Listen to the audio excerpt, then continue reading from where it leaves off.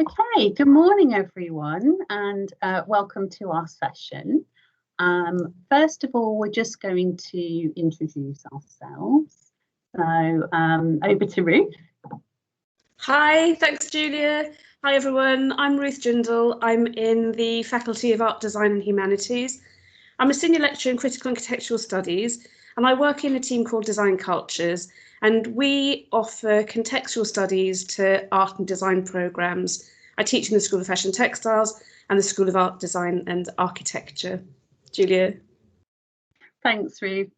My name's Julia Reeve. In a previous life, I used to work with Ruth in contextual studies, but these days I work within library and learning services. So I work across lots of different disciplines, and although I work in the digital realm, I also do a lot of work with creative and multisensory teaching. I'm also a teacher fellow at the MU. Okay, so we're here today to talk about our academic innovation project from 2019-20, creative and contemplative pedagogy to support student learning and well-being in product design year 1. So first of all, just to explain what this project involved. It was action research, and we wanted to find out and get some data on the impact of playful, visual, reflective pedagogy on learning, but also on well-being as well. Things that influenced that were the fact that I'd already been working in this field for a while and had noticed that these creative methods really supported increased engagement and reflection, but didn't have any real data to support that. Also, the increasing awareness of the importance of mental well-being in the curriculum. And this fitted really well with UDL and recognising the different ways that students learn. Okay. Ruth. So the idea of embedding this project in a module came about from several conversations Julia and I had in the Riverside Cafe over a fairly long period of time, where we would reflect on the impact of our teaching, the nature of the cohorts and how we were adapting. And we decided that while we had existing support from some of the centralised functions, library and learning services, Centre for Learning and Study Support, and student and academic services, we felt there was room for us to be able to offer something that was really closely aligned to module content. And we wanted to investigate this idea of teaching through the module rather than appending additional, almost kind of remedial seeming activities, and to see whether we could develop that. So the module is Design Cultures 1. It's a 15-credit module, and it's where we look at critical, historical and theoretical approaches to the discipline. Julia and I had worked together for a long time, and we know that very often there's a very wide range of confidence and abilities in terms of the written academic module that we teach on. And we wanted to engender certain behaviours and habits through our project. So it's taught in a single term, and there was a plan also to trial the modules with the other 3 faculties. So this module was the test bed, the proof of concept. Okay. Absolutely, yeah, absolutely. And unfortunately, COVID prevented us from carrying on with the other faculties, but we'll perhaps come back to that when we talk about next steps toward the end of the session. So these were the kinds of things that we hoped this project would develop in students. We were thinking about things like developing skills in reflection, but also getting them to connect as a group, and as well as that, thinking about the more typical academic skills that they need for this module, like research skills and critical thinking skills. Did you want to add anything to that one, Ruth? Yeah, thanks. Just to say that we knew almost instinctively that there was this crossover, this ability to affect influence and change, but we knew that we were lacking in evidence, and we felt that being able to say, you know, we feel this could happen would only really work one cohort at a time. And so there's certainly in this project a desire for evidence and a search to develop metrics that we would then be able to say, by doing this, it made this difference. So yeah, this is what we were hoping to develop, and to be able to map the ways that we could make this happen. Thanks. Yeah. So what did we actually do? We ran 2 workshops in the first term. One was called Exploring Learning Journeys with Lego Serious Play, and the second one was called Reframing Essay Assignments. So we ran these workshops and gathered data from these workshops, and as well as that, we also ran a focus group with the students, and we did an interview with yourself, Ruth, didn't we, as module leader, to get your views. I should have said that the module ran in the first term of the students' first year, and another element that Julie and I had been thinking of was thinking about transitions and how we create a community within our modules and our programs. And the first workshop was in order to examine that student journey, to see where they were at that point. And then the second one is one that relates directly to the summative assessment. So we introduced this from the very beginning. In the first week, Julia came in. We wanted them to know us, to think of us not only as people delivering a module with an assignment at the end, but people who were thinking about their own learning. And so, you know, from the very beginning, we were saying to the students that they were co-creators of this research as well. And so nothing came as a surprise. And part of the embedding was making it really clear that these were functions of the module. Thanks. Absolutely, yes. So we said you are part of the research team for this project from the start. So just to tell you a little bit about what happened in the session. So with the Lego session, as Ruth said, I think they'd been at university for about 6 weeks at this point. We did the sessions in the collaboratory. If you've been in there, it's a big space, and we had small groups, about 5 or 6, on individual tables. It was face-to-face.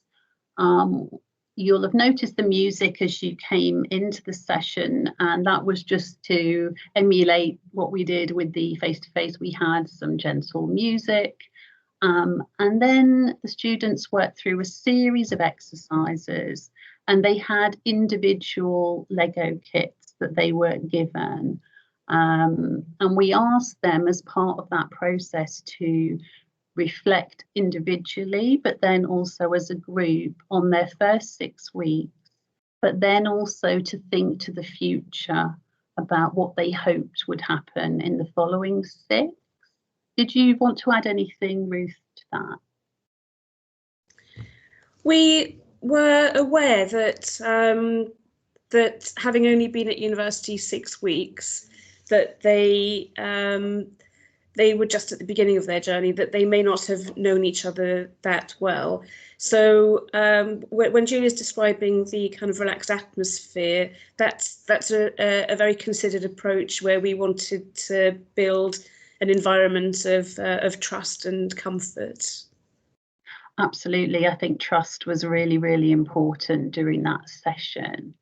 So I'm going to move on just to show you the findings. And as Ruth said, this was very important to us to get this data, because we hadn't got this before even though we knew anecdotally these sessions could be successful.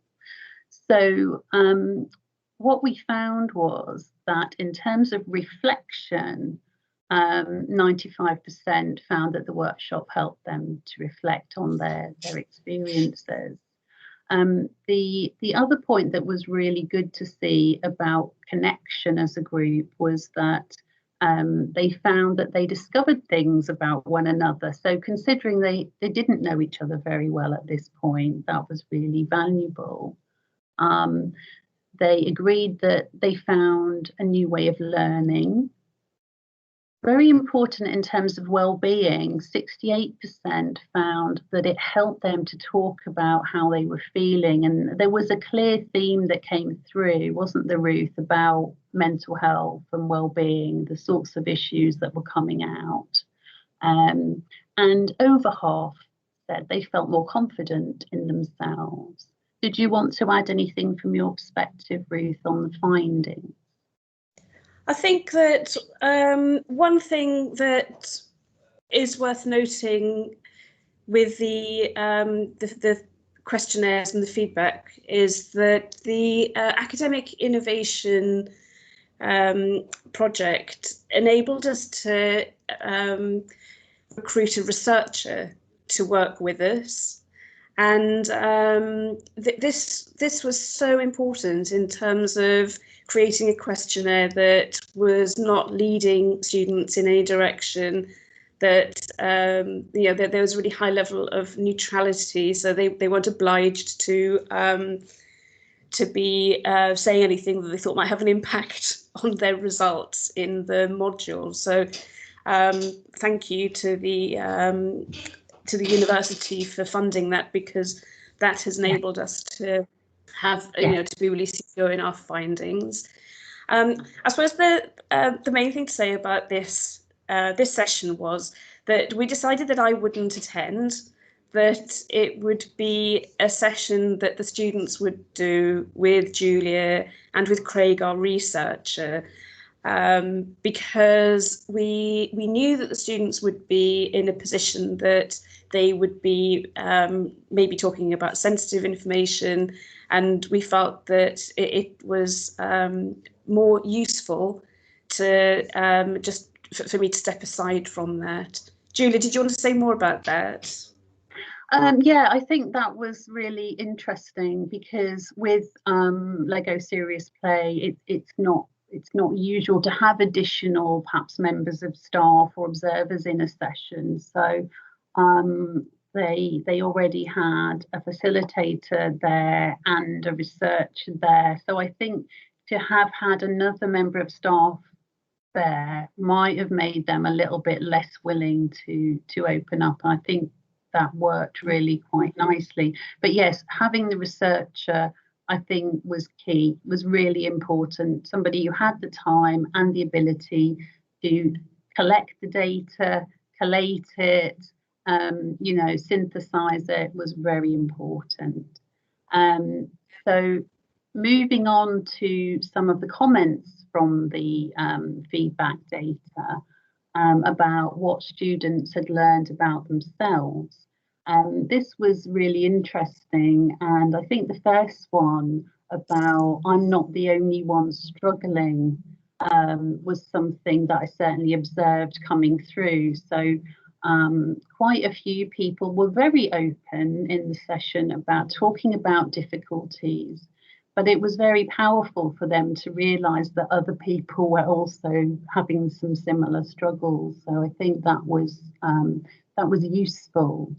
And the other thing I wanted to draw out was the bottom one about doing something other than writing. And as Ruth touched upon, we know that there are very diverse learning preferences within these cohorts, and this is very appealing to some students who might prefer a more visual or more tactile form of learning. Shall I go on to the next one, Ruth? Is that okay? Yeah, go ahead. Okay, over to you. So when So this is week 6 when the students had the workshop, and then this is midweek, and in the same week we had a seminar all together, and this is where they were then making that connection between the way they were feeling about the course in its entirety, the way they were feeling about being at university. The workshop had helped them make connections with each other, and you know, we were able to consider in the sessions, in the kind of more usual academic delivery, how that had opened up possibilities about thinking about the module content. One of the things that really struck us was that students were really considering how they would use the Lego sets in the future. Another benefit of the Academic Innovation Project was that we were able to give students each a small set of Lego, you know, identical sets of Lego that they were able to use in the session. They took them away with them. And it was great to hear the students say that they were using it to think about other issues. And one student said that I use it to help me decide how I'm feeling on a given day. And that was very good, because one of the things that Julie and I had thought was, if we do this kind of creative, playful learning with students whose entire practice is creative, when often, you know, it's used as a business tool, taking creativity into areas that you know, have no kind of manual or physical activity usually. And we wondered whether or not there'd be a kind of, you know, slight misconnection there, that it would just seem too ordinary. But that really wasn't the case. You know, the students definitely found that process through the Lego interesting, but they were immediately able to apply that learning into the module. Yes, absolutely. I think the quote about "I'm going to use it every day to see how I'm feeling" was probably my favourite quote of this whole project, I have to say.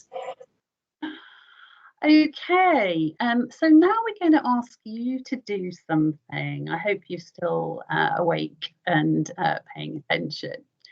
One of the exercises that we did with the students was this one. So I do apologise that you haven't got some beautiful Duplo animals in front of you to play with, but we're using images for the purposes of this session. And I have used this online before this exercise.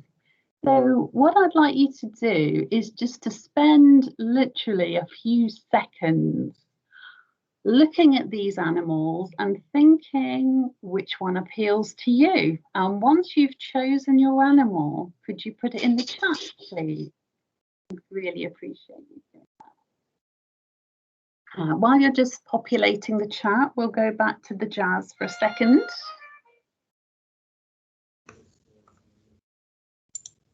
So far, elephants, monkeys. Be interesting to see which one's the most popular, Ruth.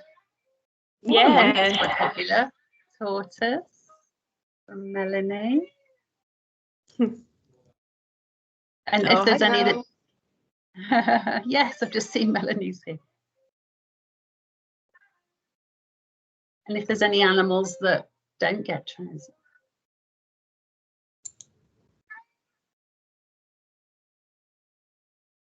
Okay, I think we've probably got enough there. So if we were doing this in our face-to-face session, we would be sitting around the table, and you could physically grab an animal, or if not, a picture of an animal. The turtle, the tortoise coming through. Okay, so what I'm going to do, if it's okay with you, is just pick on about 2 people just to tell us a little bit about why they chose the animal. So if we were in a group session, we would go round the whole group and talk about this. So I might pick on Melanie, who's chosen the tortoise. And see, Melanie, would you mind telling us why you chose the tortoise? That's okay. Yeah, sure. Hi, Julia. Hi, Ruth. Hi. Hi.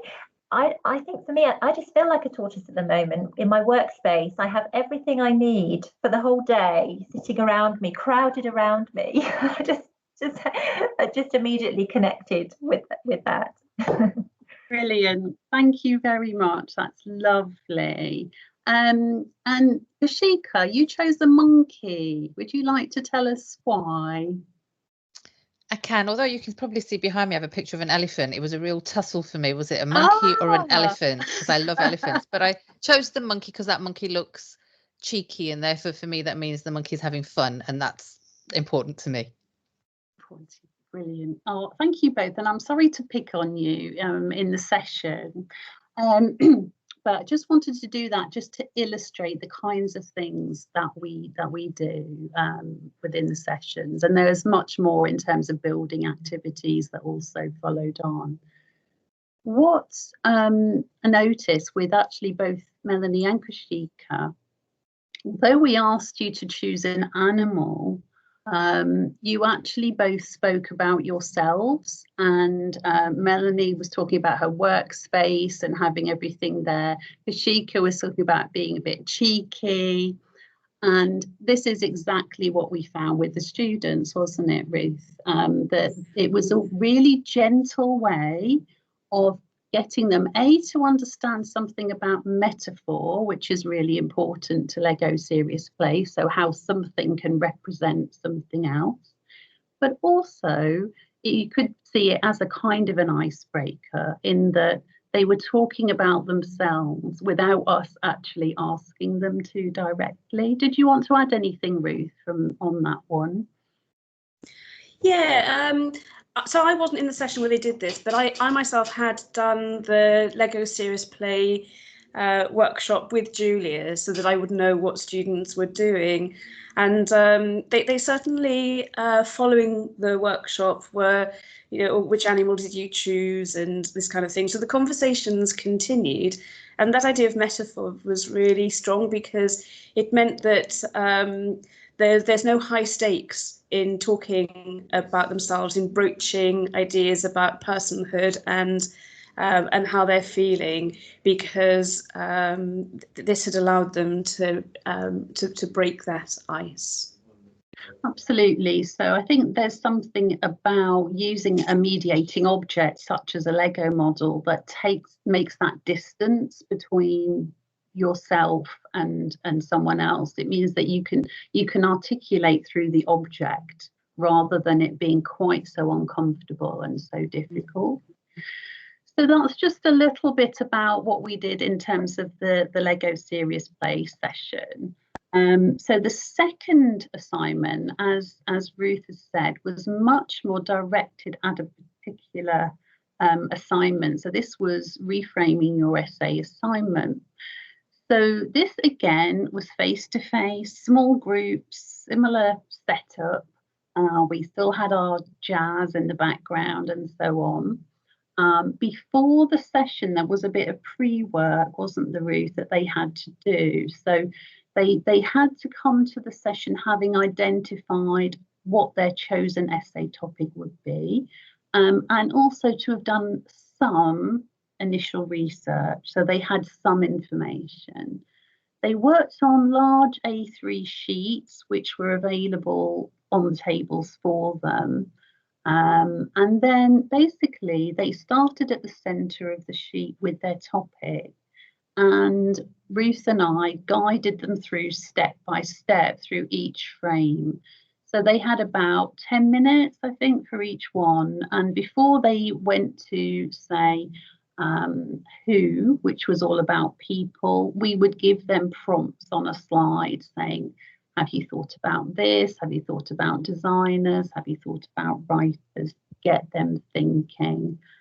Then at the end, once they'd filled their sheets, everyone walked around and had a look at everyone else's, and we suggested that they add post-its where they perhaps had ideas for each other to say, oh, have you thought about this? Have you thought about that designer? Whatever it might be.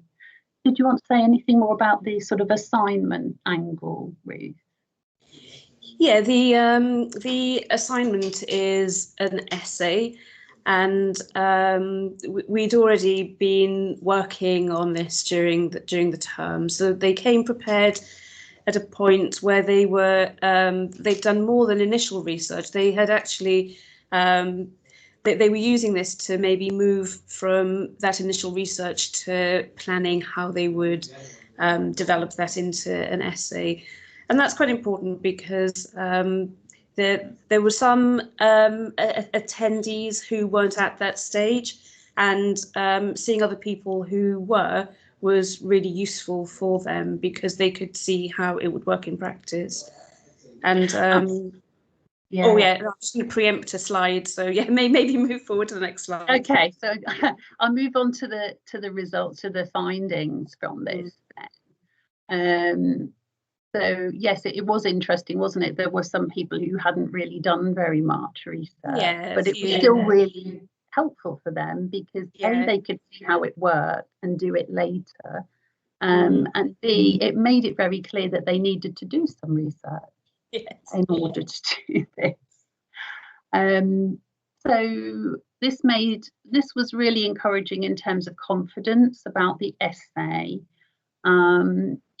I see these kinds of exercises as a sort of way in and a bridge, and it gives the students that feeling that they've started. They also found it helped them to think creatively as well. So I think it's interesting because it encourages quite a divergent thinking, but also helps them focus and think in a convergent way as well. They found that the session helped them approach the work in different ways, and they left knowing where to go next. Did you want to add anything, Ruth, particularly perhaps about the sharing and things? Yeah, well, the sharing was a mixed bag, really. There were some students who felt that they were really keen to see where everyone else was going, really keen to fill in post-it notes with suggestions and comments, and others who just wanted to kind of roll up their framing sheet and hide it. So that was something we learned in terms of the very kind of public activity, which on the one hand was encouraging engagement and participation and making sure that at this point students really were working on their assignment. And yet for others, you know, we did notice that there were some students for whom sharing was less comfortable. Yeah, quite a hard thing to do, especially when in your first term, I think, to do that sort of sharing with others. Yeah.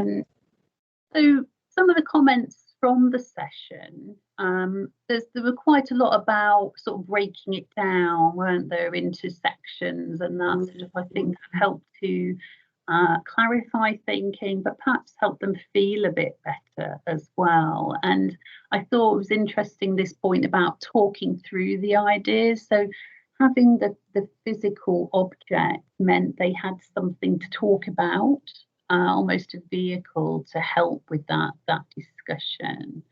So there was some useful things that came out of the session, but then also afterwards, I'll hand over to Ruth for those comments.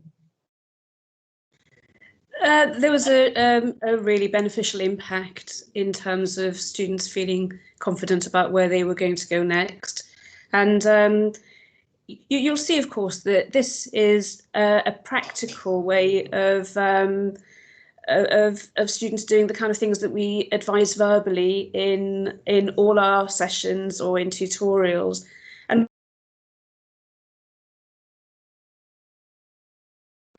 And us being there to guide them made a huge difference in terms of how students felt about where they were going with their essays. Yeah. Yes, absolutely. So this year we ran the session again online. So we ran it with the current first year cohort online. They were given a document looking like this that they could print at home if they wished, but they didn't have to. They could just draw frames on a sheet of paper. Again, they needed to do the initial work. So they were doing the same thing in terms of working physically on paper, but we were delivering each prompt stage online. We encouraged them to share their finished frames on a document, but that aspect didn't really work, did it, Ruth? Because they weren't keen to share. Did you want to say any more about the process online? Well, just that when we were working out how to do it, we, and this is in October that we were doing this, we hadn't really understood quite how resistant students were to putting on their cameras and participating in that way. So we thought they would hold them up or share. And that didn't happen. So that was certainly something that we learned from that. But we were keen to see how we could make it work as an online session, because we wanted to, instill that learning opportunity for them this year as well. Absolutely. And actually, the findings from the online session were quite reassuring, and from that point of view. So here I've put the original face-to-face findings in brackets. So we still had 79% say they felt more confident. We actually had more saying that they were encouraged to think creatively, and more saying that it had helped them to approach work in new ways. The majority still said they knew where to go next, but it was lower. And then finding out about others wasn't really applicable, because perhaps because we didn't really enforce that, did we, Ruth? That they didn't do the sharing. So I don't know if you want to say any more about how it was for you from your module perspective. Well, one of the reasons we didn't enforce that is because we were sensitive to the fact that this cohort of students is the one that didn't complete their secondary education, and I think that explains the lower confidence in the writing, certainly. And I think if we did it again online, we would just set up from the beginning an expectation that there would be some sharing and put in some time specifically for that. We offered it as if you'd like to, and now gave it an option. A year and a half into online teaching, now we know, well, no, it doesn't work like that. So that's certainly something we learned from it. But we find the figures about thinking creatively and approaching the work in new ways very encouraging. Absolutely, yes. And some of the comments were as well. So yeah, the first comment about liking the fact that, again, as with the face-to-face, that we were there. So I think it's fair to say it was quite a quiet session, because there wasn't lots of input, was there, Ruth? We had the music still. They had 10 minutes of quiet just to quietly reflect and to fill out their frames. And if they needed to ask, we were there. So I think that was a successful aspect. Did you want to say anything more about the comments, Ruth? Yeah, it was clear from the feedback that the learning we were hoping would be there was there. It just felt so different, not being able to see anything. And so we're thinking, maybe much smaller groups. It wasn't a large group, but we think this is something that needs a smaller, more intimate environment. But the comment that we were hoping for, that they're going to use it practically to help with their assignment.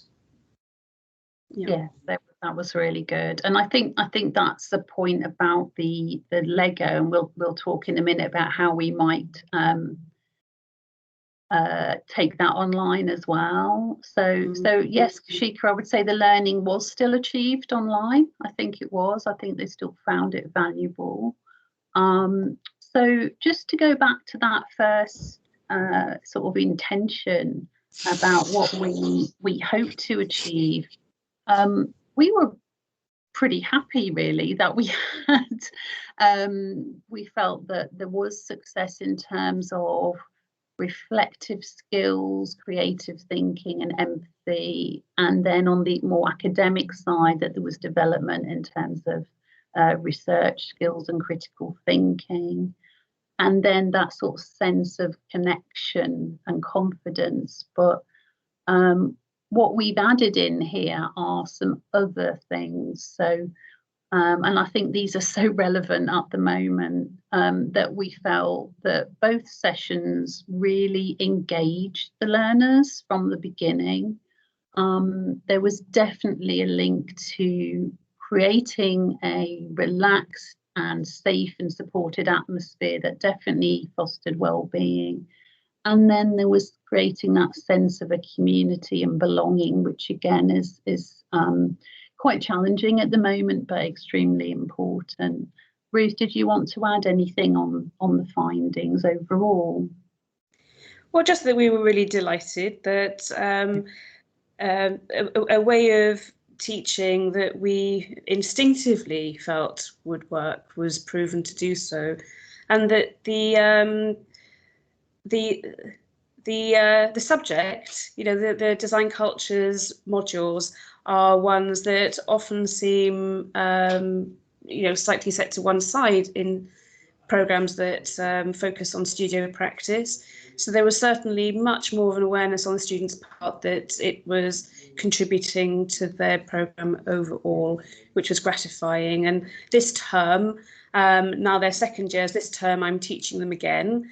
And it's been great because we have a really good relationship. Their teaching is online this term, and it's really noticeable that they are engaged.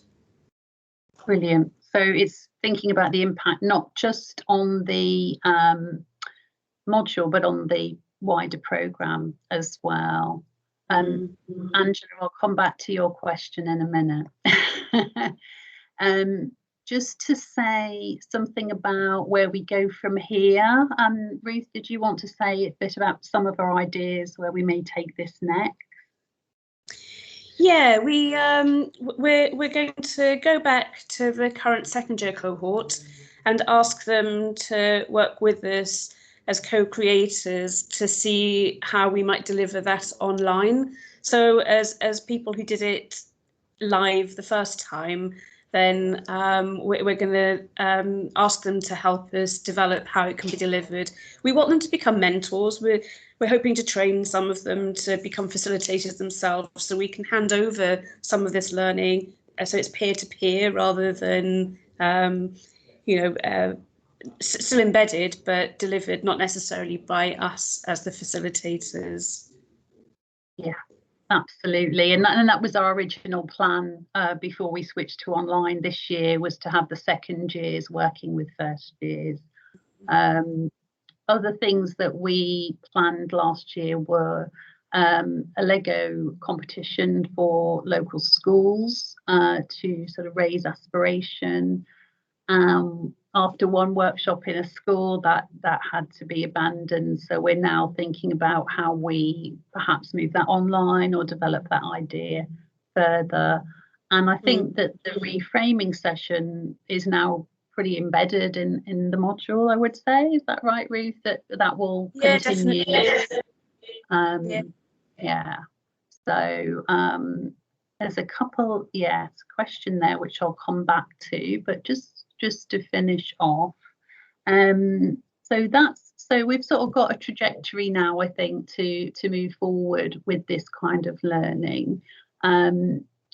We just shared quite a lot of further reading there for you, some blogs, some articles about Lego Serious Play and also reframing there.